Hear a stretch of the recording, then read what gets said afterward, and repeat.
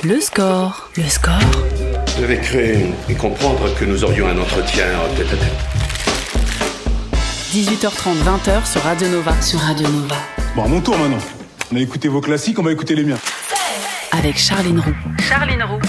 Bienvenue dans le score sur Nova. Comme chaque jour, de la musique, des invités et aujourd'hui en special guest, des héros en lycra coloré. Une team créée par deux Sentai de la BD. L'un a signé entre autres les merveilleux Shangri-La et Carbone et Silicium, l'autre PTSD et Frontier. Ensemble, ils ont contribué à la série Doggy Bag, biblio non exhaustive auquel viennent désormais s'ajouter Shin Zero aux éditions Rue de Sèvres sous le label 619. Une série dont le premier tome vient de paraître, une œuvre géniale qui m'a ramené en des temps lointains durant lesquels j'enfilais une cagoule, des collants, une paire sur les jambes, une autre sur les bras pour être San Kukai. Même si je ne suis pas complètement sûre que mon idole de jeunesse appartienne à la catégorie de héros dont il va être question aujourd'hui. Autant poser la question de suite à Mathieu Bablé et Guillaume Saint-Gelin, non sans les avoir salués au préalable. Bonjour messieurs. Bonjour. Je réitère la question. San Kukai était-il techniquement un Sentai ? Et afin de partir sur de bonnes bases, qu'est-ce qu'un Sentai ? Alors, pour répondre directement, Mathieu. pour répondre directement à la question, je dirais que oui. Ça, Ouais. Alors, on n'est pas tout à fait de la même génération et je voudrais pas, voilà. Oui, ça va être insultant, Mathieu, ça va mal partir.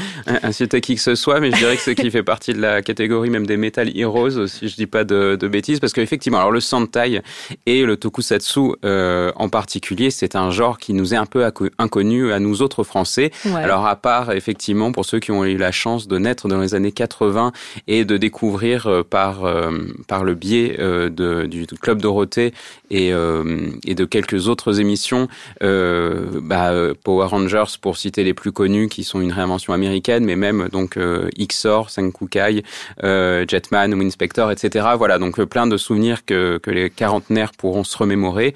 Mais au-delà de ça et au-delà du bref aperçu que nous on en a eu en France, le Tokusatsu et les Sentai, c'est un genre japonais qui est vieux parce qu'il date de 1954 avec le premier Godzilla et qui s'est diversifié et en fait qui correspond au cinéma et aux séries fantastiques faits avec des effets spéciaux, donc faits main, des costumes en latex, des décors en maquette, des explosions avec des pétards, voilà, donc tout ce cinéma, tout cet imaginaire-là qui perdure depuis des décennies au Japon, qui est très codifié. Donc on a les films de kaiju avec Godzilla, les films avec des personnages géants avec Ultraman, et donc les Sentai qui sont littéralement, donc ça veut dire escadron de combat, et qui sont des personnages en costume de lycra coloré qui viennent combattre souvent donc des gros monstres en latex. Voilà, le dinosaure que je suis est désormais complètement au point. Je vous remercie.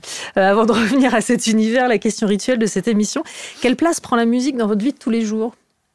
Guillaume. Elle est un peu au quotidien. Je peux pas forcément dire que j'ai une culture ultra vaste en musique, mais c'est vrai que l'avantage d'être auteur de BD, c'est qu'on a beaucoup de temps sur soi-même et on a beaucoup de temps pour écouter plein de choses et on dérange personne.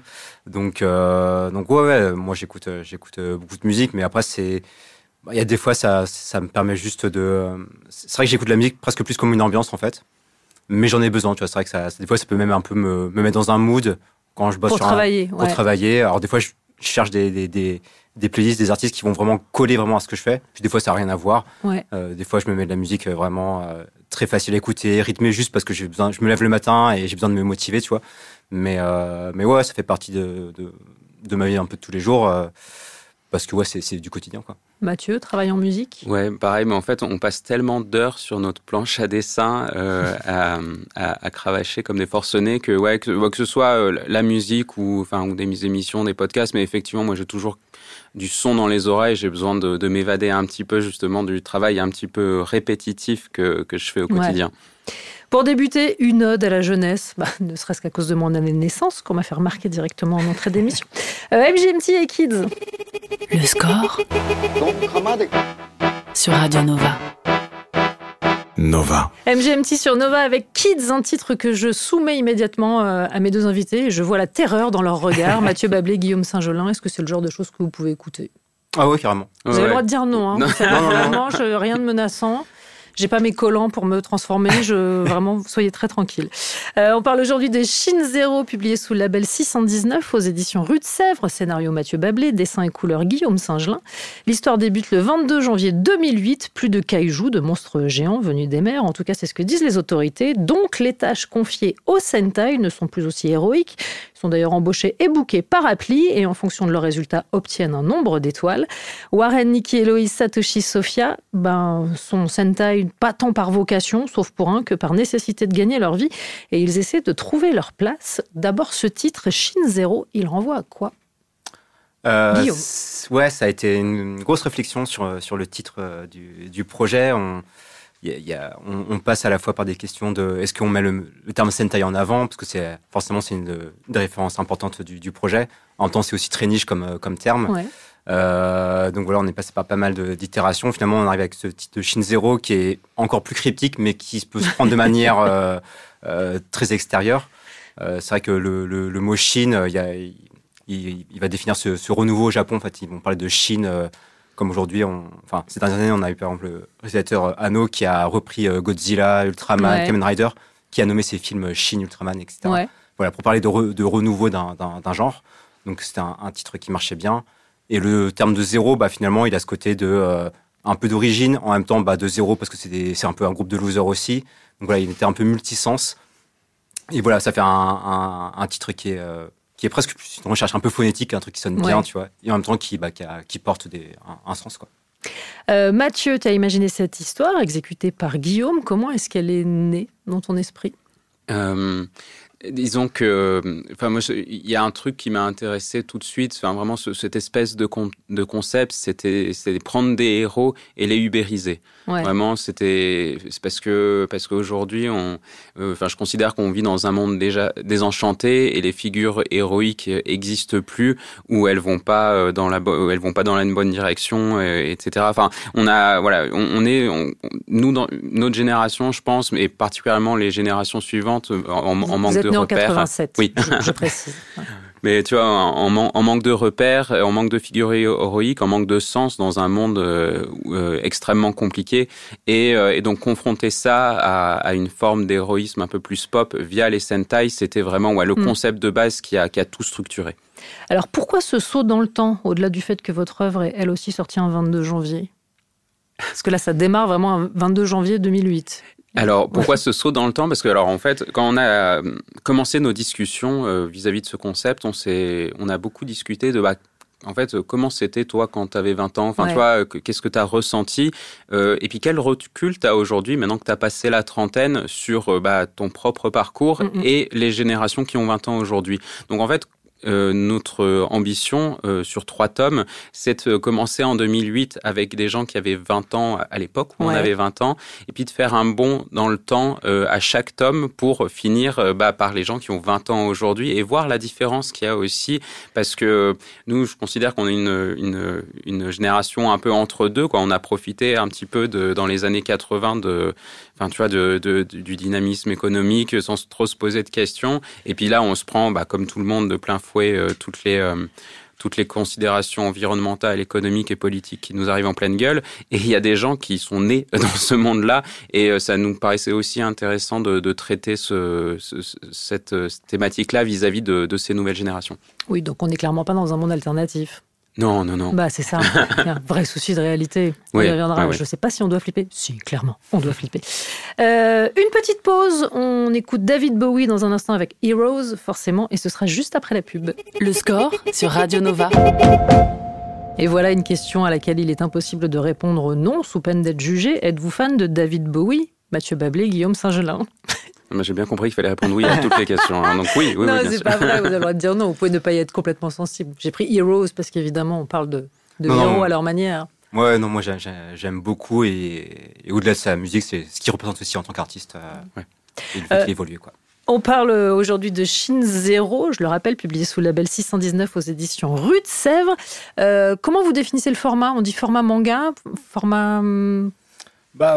Ouais, j'ai envie de dire pulp, même pas. Ouais, c'est ça, c'est que forcément, moi j'ai des inspirations qui sont très manga, donc c'est la suite logique.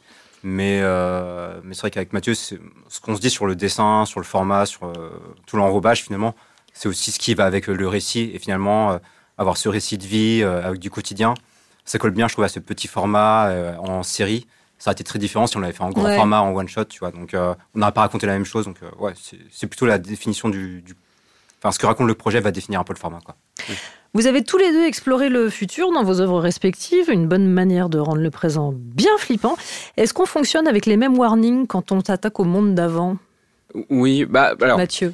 Oui, et puis le monde d'avant, c'est pas tant le monde d'avant. Enfin, c'est pour ça que c'est vrai qu'on nous a déjà posé la question si Shin Zero était de la science-fiction. À bien des égards, peut-être que ça l'est, dans la mesure où, en fait, en termes d'écriture et de construction d'univers, que ce soit sur le monde tel qu'il est représenté là, et puis justement le monde d'avant via les flashbacks, en fait, on a eu la même démarche, c'est-à-dire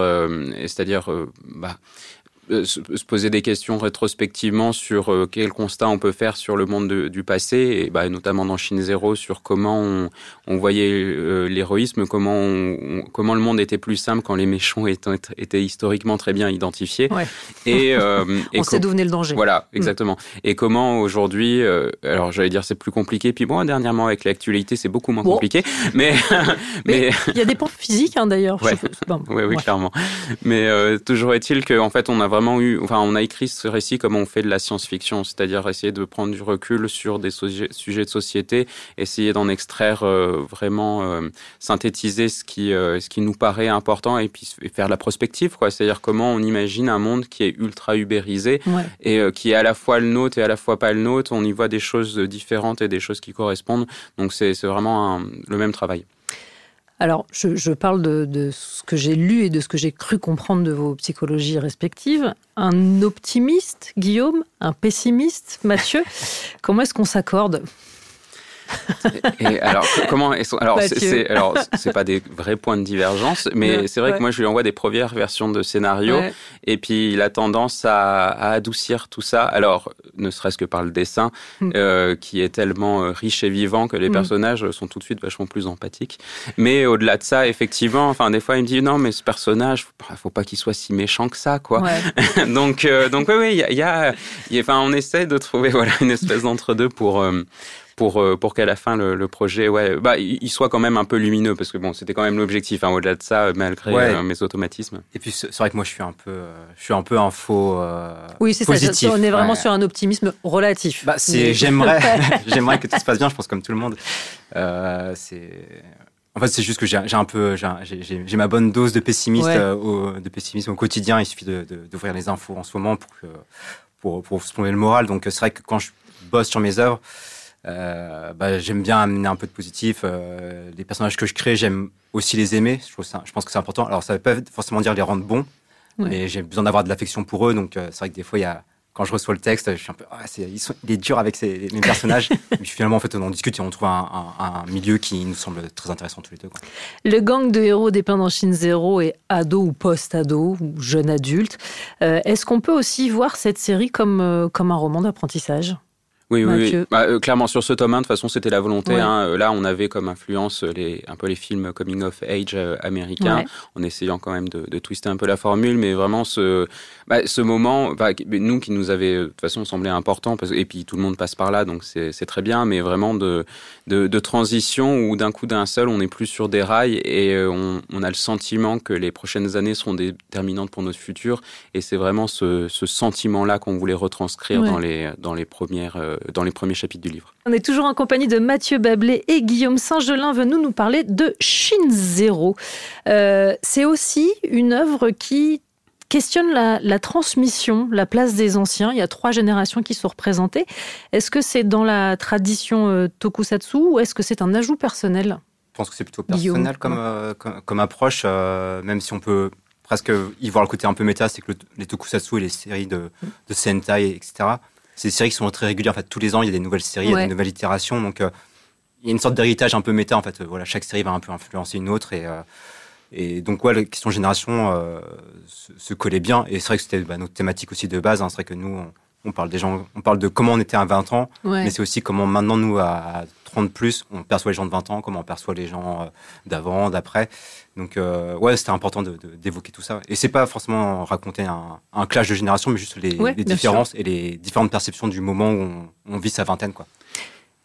Ouais, et puis montrer que je pense que cette Mathieu, perception, cette différence, elle a jamais été aussi prégnante aujourd'hui qu'il y a vraiment. Enfin voilà, c'est pas pour rien qu'on parle de boomer, qu'on parle de Gen Z, et que c'est exacerbé. On n'a jamais eu autant l'impression qu'il y a un fossé entre les générations, d'autant plus dans une époque aussi déterminante où on a l'impression qu'il y a une génération qui décide pour toutes les autres. Ouais. Et voilà, ça aussi, on voulait le raconter, quoi. Alors, on n'y est pas allé encore trop fort sur les boomers, mais il y a vraiment cette idée de montrer qu'aujourd'hui, quand on est jeune, il y a ce sentiment un petit peu de pas avoir d'emprise sur quoi que ce soit. Et alors, c'est peut-être que toutes les jeunes générations l'ont eu, mais aujourd'hui, quand l'enjeu c'est la survie de l'humanité, et de l'avenir de la planète, c'est d'autant plus important. On voit le danger que constituent les générations précédentes. No spoiler ici. Grande satisfaction de lectrice, je dois dire, l'histoire fait la part belle aux héroïnes qui, disons-le honnêtement, sont plus smart et droites dans leurs bottes que leurs camarades mâles. Ouais. Je m'adresse donc au scénariste, j'imagine. Oui. Non, Mathieu Bablé. Mais c'est pareil, c'est un enjeu en fait quand aujourd'hui il y a un progressisme qui est attaqué énormément. Enfin, on parle de wokisme et que ce soit ici en France et particulièrement aux États-Unis, c'est des concepts qui sont attaqués idéologiquement, physiquement, etc. Et je pense qu'il y a vraiment quelque chose à faire justement pour lutter un peu contre ça et aller dans le sens du progressisme. Et ça m'intéressait d'autant plus que justement, on parlait de films coming of age, et les films coming of age américains présentent souvent un personnage masculin un peu timide qui va se révéler à lui-même et qui va devenir le personnage principal du film et de sa propre histoire. Et moi, c'est quelque chose que je voulais subvertir en montrant ce personnage Warren, pour qui on a une empathie immédiate et qui, au fil de l'histoire, se révèle plus toxique qu'il n'y paraît, quoi. Et ça, je trouve ça vraiment, vraiment intéressant, de montrer les limites des imaginaires qu'on se forge grâce à la fiction et qui mettent les personnages masculins dans des cases qui se révèlent toxiques à la fin. On sent des préoccupations que j'imagine être communes et toujours d'actualité, vous le disiez, trouver sa place dans une société ubérisée. Et puis peut-être aussi une inquiétude environnementale, l'éventualité d'une non-disparition totale des kaijus. C'est des créatures qui ne sont pas des forces du mal, mais des forces de la nature. C'est une préoccupation que vous avez en commun, Guillaume ? Oui, après sur la question environnementale, moi c'est vrai que c'est un sujet qui m'a toujours intéressé. Et qui traverse d'ailleurs vos œuvres respectives de manière différente. Mais c'est toujours un peu présent. Moi, c'est vrai que c'est... En fait, ce que j'ai toujours trouvé bizarre, c'est que moi, c'est un truc qui m'a été inculqué assez tôt et où j'ai pris la réalité de cette chose-là. Et même quand, dans les années 2000-2010, on commençait à dire « Ah, il y a un truc avec l'environnement, il faudrait peut-être s'y occuper ». Pour moi, ça me paraissait logique, normalement, de s'y occuper. Et pour moi, c'est même pas une question, normalement, qui est politique. C'est un truc pour l'humanité et d'ordre public. On doit s'occuper de ça. Donc c'est vrai que plus ça va en ce moment, plus ça me paraît complètement fou de se dire que l'écologie, c'est un truc qu'on choisit ou pas par idéologie, alors que non, ça devrait pas, quoi. Oui, c'est un très bon médium, je trouve, pour faire passer l'idée. De manière pas complètement légère, préoccupante, mais en tout cas sur un support qui permet une compréhension globale et par tous. Le score sur Nova, sur Radio Nova.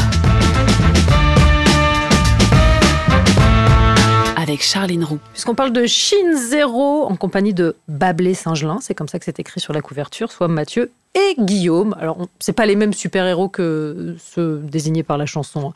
C'est une bande dessinée en noir et blanc, exception faite des costumes des jeunes Sentai. Pourquoi ce parti pris? À la base, moi je le prends. C'est très beau, je dois dire vraiment. C'est gentil. Non, à la base, moi je pensais partir complètement en noir et blanc parce que c'était ma volonté. Et en fait, on s'est aperçu que quand ils se retrouvaient tous avec des costumes gris foncé et gris clair, c'était pas super clair pour les identifier. Et surtout, on perdait une des identités du Sentai qui est justement ces costumes de couleur. Autant il y a des codes qu'on reprend de manière qu'on veut reprendre pour vraiment créer l'hommage. Autant il y en a d'autres qu'on déconstruit, mais ça, c'est vrai que le costume de couleur, c'était même si après dans les prochains tomes, il y a des questionnements autour de ça, donc Donc voilà, c'était important d'avoir un peu de couleur, quoi. L'art du teasing. J'ai été très très impressionnée et par le sens du détail et par votre science du mouvement, parce que forcément, il y a de la baston. Qu'est-ce qui vous a donné, alors j'allais dire à tous les deux, j'adresse à tous les deux, non, mais en fait c'est vraiment Guillaume, qui t'a donné le plus de mal et le plus de plaisir dans ce genre d'exercice? Finalement, moi, le mouvement, c'est un truc qui m'intéresse vachement parce que moi, je suis vraiment dessinateur. J'ai grandi avec aussi beaucoup d'animation. Je suis aussi plus, on va dire, amateur de films, de séries, et de dessins animés que même de BD finalement. Donc, j'aime beaucoup cette question du mouvement. En fait, ça raconte vachement de choses sur le corps, sur comment les gens bougent. Là, vraiment, dans les 5 personnages, j'ai essayé de créer un peu leur langage corporel, tu vois. Donc, c'était important de le retrouver dans les pages. Et ouais, donc. Ça, c'était super plaisant à faire. Moi, c'est ce que j'adore. Ce qui est plus complexe, c'est que là, on se retrouve avec une équipe de 5 personnages. Mais c'est ça, avec vraiment une foule de détails. C'est ça, et puis il y a une question de... c'est comme, j'imagine, un metteur en scène, tu vois, sur une pièce de théâtre où tu as plein de personnages à gérer sur une scène, et quand tu as une discussion, faut qu'un tel soit bien posé au bon endroit, que quand il y a la discussion s'enchaîne, que tout fonctionne bien, que ça bouge quand même. Pareil pour les scènes de combat, donc... Là, il y a un gros travail de réflexion qui se fait à ce moment-là, quoi. Chine Zéro est édité chez Rue de Sèvres sous le label 619. Mais qu'est-ce que le label 619 ? Mathieu, allez. Alors, Label 119, c'est un label qui a été créé par Run il y a maintenant 15 ans, peut-être. Donc, alors, à l'époque, avec Ankama, et en fait, donc c'est Run, l'auteur de Moutafekaz, qui, en gros, a créé son label parce qu'il y avait son livre ne rentrait dans aucune case. Et donc, il était déjà, lui, à l'époque, à la croisée du manga, du comics et de la BD franco-belge. Et quand il a créé ce label-là, il y a plein d'autrices et d'auteurs qui ont commencé à graviter, qui se reconnaissaient dans cette envie de bousculer les codes de la bande dessinée, mais en tout cas de s'autoriser une espèce de métissage dans les influences, dans le format et dans la narration. Et c'est un peu comme ça que nous, on a découvert le label, qu'on est rentré dedans. Et aujourd'hui, on est 4 à gérer le label, donc avec Run, Guillaume, Florent Maudou et moi-même. Et on continue justement donc, d'explorer un peu les formats et les thématiques. Donc la patte, c'est l'hybridation, vraiment. Oui, clairement. C'est le métissage, ouais. C'est que ce soit dans les récits, que ce soit dans les sujets abordés, même dans l'objet aussi. Donc tout ça, c'est important, de tout mélanger. Je le disais, vous êtes nés tous les deux en 87, à un jour d'écart. Vous avez été biberonnés à quel genre d'œuvre de fiction ? Je ne parle pas du Club Dorothée, mais bande dessinée, justement. Avant de pouvoir les mélanger. Moi, j'ai... par exemple, en BD, moi, j'ai commencé avec du franco-belge assez classique, parce que mes parents en avaient. Mm-hmm. Mais très vite, moi, j'avais un grand frère qui s'intéressait beaucoup aussi à la BD, qui est né le même jour que moi, pour rester en janvier. Donc vraiment que les gens de janvier, quoi. Et lui, en fait, commençait à s'intéresser à pas mal de choses, dont le manga, le comics. Et en fait, j'ai grandi avec ces trucs-là. Moi, le manga, ça a été très important pour moi, parce que c'est les premiers trucs que j'ai achetés avec mon argent de poche. Donc voilà, et puis en fait, moi je trouve qu'on a été assez chanceux, c'est que c'était une époque où on avait accès à pas mal de choses, que ce soit même en termes de films, commençait aussi à voir l'arrivée du cinéma japonais, on va dire plus d'auteurs, je parle pas forcément du truc Club Do, mais tu vois vraiment du Kitano, comme ça. Et en même temps, il y avait ce truc où il fallait un peu creuser pour trouver ces références-là, et donc il y avait un plaisir de chercher tel film un peu obscur, d'aller dans telle boutique qui faisait de l'import et trucs comme ça. Donc en fait, moi je me suis construit très vite avec à mélanger plein de choses différentes. Même après, il y a eu le graphisme, le documentaire, même la musique, tu vois. Et c'est pour ça, justement, pour revenir au début, c'est que ça collait vraiment à l'esprit du label qui était sur ce côté métissage, quoi. Pour avoir les références de Mathieu Bablet, je vais être obligé de créer un énorme suspense, car la pub ne peut attendre. Et donc, je te reposerai la question juste après. Très bien. Le score sur Radio Nova. Toujours en compagnie de Mathieu Bablet et Guillaume Saint-Gelin, venus nous parler de Chine Zéro. Et le suspense, d'ailleurs, de fait, ça devient un autre mot, est insoutenable. On en était aux références, aux œuvres de fiction qui ont été votre matrice. Et la question est désormais posée à Mathieu Bablet. C'est vrai que moi, c'est mes parents, je pense, mon biberonné a énormément de cultures différentes. Vraiment, là, pour le coup, je leur dois tout. Ils étaient très, très gros lecteurs de BD franco-belge et aussi de comics. Enfin, ma mère les collectionnait dans les années 70. À une époque où c'était vraiment pas la mode, et ils étaient aussi fans de Japanime, donc on allait au cinéma voir les Miyazaki, ceux qui m'ont fait découvrir Akira. En fait, il y avait tout de suite une émulation d'aller chercher vraiment dans toutes les références possibles. À côté de ça, ils étaient gros lecteurs. Et donc, moi, et sans grande surprise, au vu ensuite de ma carrière, je me suis cogné énormément de littérature de SF, que ce soit Arthur C. Clarke, Asimov et surtout Philippe K. Dick. Donc moi j'ai plus une culture du livre avant d'avoir une culture cinéma qui arrivait un peu plus tard. Mais je me suis justement posé la question de l'influence des comics, notamment sur une œuvre comme Shin Zero. Je parle pas sur le plan graphique, mais sur certains questionnements. C'est-à-dire que par moments, moi j'ai retrouvé des thématiques communes avec Watchmen, libellé différemment, mais sur la place du super-héros quand on n'a pas besoin de lui.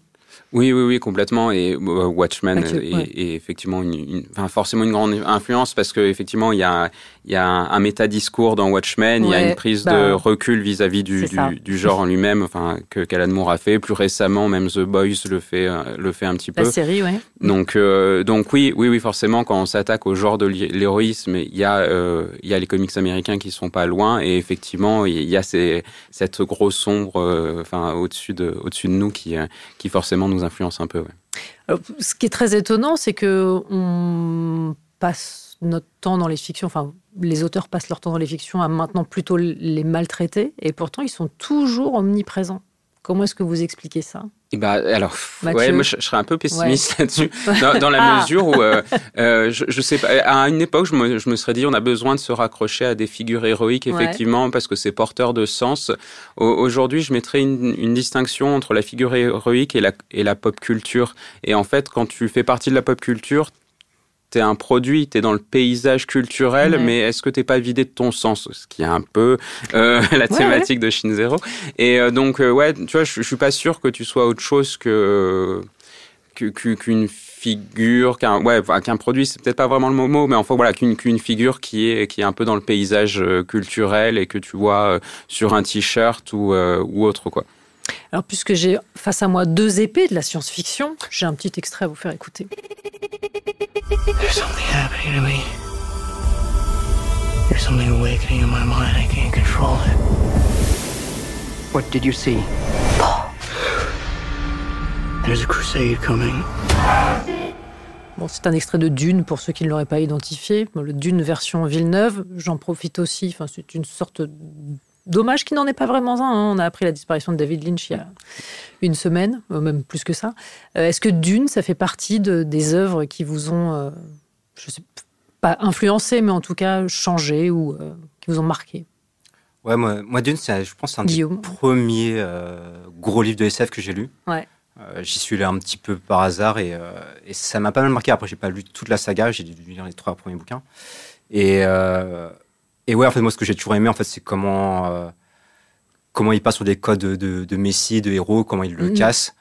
Et ouais, ça, c'était assez fascinant, en fait, je trouve, de réussir à briser un peu ce concept de héros, quoi. Villeneuve ou Lynch ? J'avais pas dit que j'allais poser que des questions sympas non plus, hein. Mathieu. Ni l'un ni l'autre. Villeneuve. Enfin, Lynch, c'était un film de commande. Oui, je sais que c'est voilà, c'est ce qu'on peut appeler un grand film malade. Ouais. Donc plutôt Villeneuve. Ouais, plutôt Villeneuve. Même si j'ai de l'affect pour celui de Lynch parce qu'il est ultra kitsch. Il y a Sting dedans, c'est marrant, mais voilà.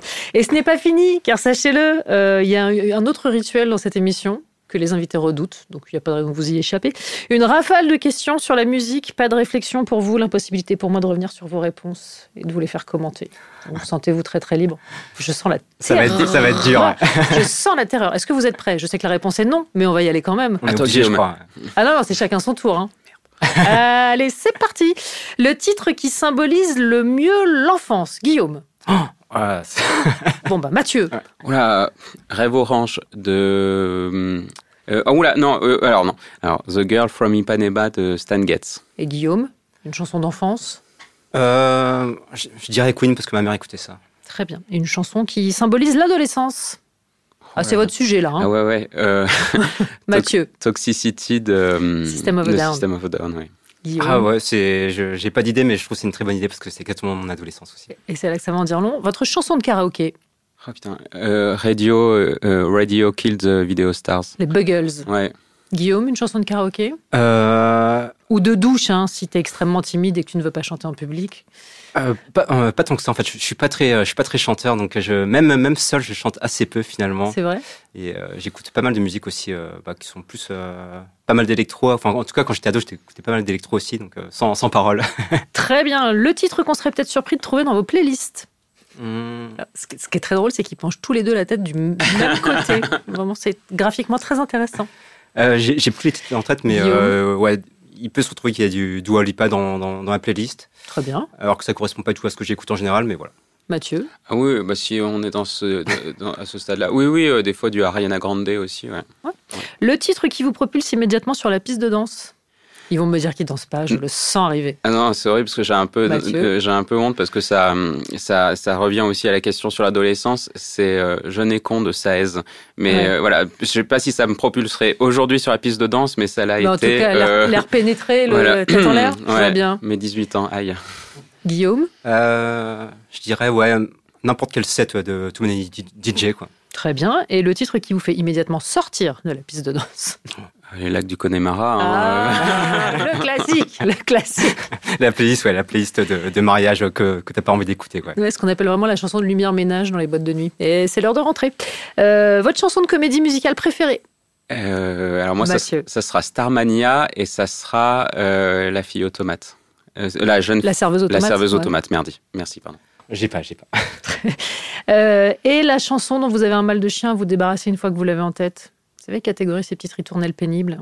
Oh là là. Moi, en ce moment, que j'écoute et que j'arrive pas à ne pas écouter, c'est même pas mal de Ziné. Très bien. En ce moment, le truc qui me traîne dans la tête, alors que pareil, j'écoute pas non plus, c'est Epity de Bruno Mars et Rosé. Très bien. Voilà, c'était pas si douloureux, vous en êtes bien sortis. Le score sur Nova. Charline Roux. Nova. Pour clore le score et ce moment passé en la compagnie de Mathieu Bablé et Guillaume Saint-Gelin qui ont publié Chine Zéro. C'est aux éditions Rue de Sèvres sous le label 619. Merci mille fois à tous les deux et pour tous les fans et pour ceux qui ont envie de découvrir. Vous êtes exposés chez Acheter de l'Art, c'est rue de Lappe à Paris et ce jusqu'au 8 février. Exactement. Merci encore à tous les deux. C'était un vrai plaisir et je conseille vraiment la lecture de Chine Zéro. Vous allez vous régaler.